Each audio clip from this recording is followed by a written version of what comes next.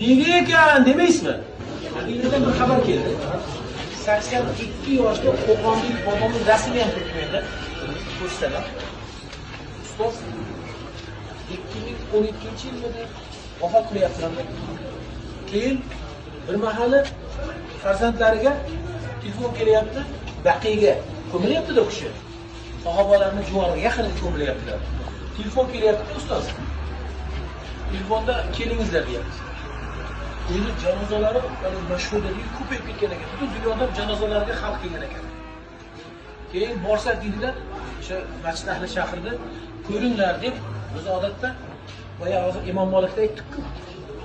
Ma'lum bir muddat kutiladi, 3 yil ekanda bu. Eng oz 3 yil. 3 yildan keyin ochilar ekan. Agar murda chirib, suyak bo'ldi, surib qo'yilib yoki nimadir ularning o'zini o'sha qonuni keyin yangi jasad qo'yiladi.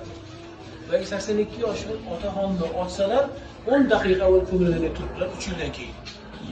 Sizlar shuni ko'rib qo'yinglar, bu odam kimligini deyapti-da. Bu xursand bo'lib duo qilib ketishyapti, otamiz solih deb. Yana oradan ustoz 3 yil o'tyapti. Yana 3 yildan keyin ochilyapti. 6 yildan keyin ochilyapti.